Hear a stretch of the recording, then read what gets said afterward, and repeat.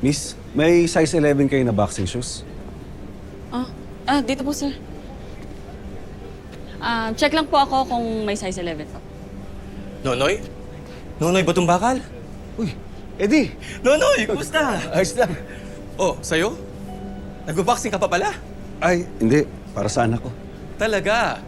May sumunod sa yapak mo. Ikaw siguro nag-train sa kanya, no? Hindi ako yung nagtitrain eh. Bakit hindi? Huwag mo sayangin yung talent mo. Napakahusay mo, Noy. Alam mo, tamang-tama. Nagtuturo ko ng mga batang boxer ngayon. Kailangan ko ng extra coach. Baka gusto mo. Naku, matagal na akong di nagbo-boxing eh. Alam mo naman yung nangyari, di ba? Ano ba, Noy? Matagal na yun. Wala na nakakaalala nun. Alam mo, ito na lang. Kukunin ko yung number mo. I-text ko sa'yo yung number ko. Pag-isipan mo. Okay? Yung number mo.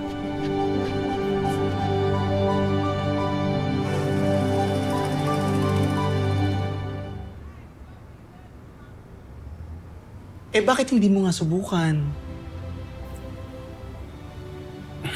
Baka hindi ko na kaya eh. Ang tagal ko nang hindi nagbo-boxing. Siguro naman, di mo pa nakakalimutan yung mga basic skills mo ng boxing.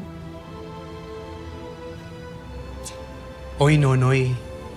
Hindi yung kaalaman mo sa boxing yung pinagdududahan mo. Alam mo sa sarili mo na kaya mo magturo.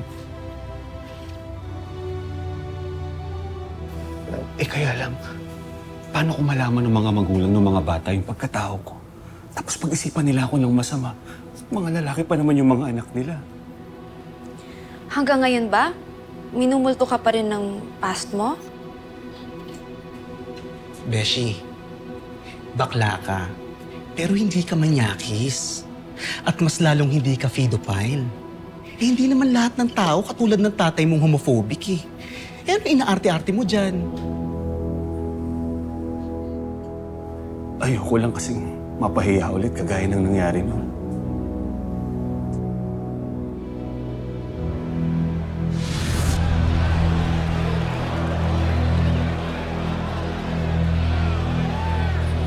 Partner, si Nonoy Batong Bakal ba yun?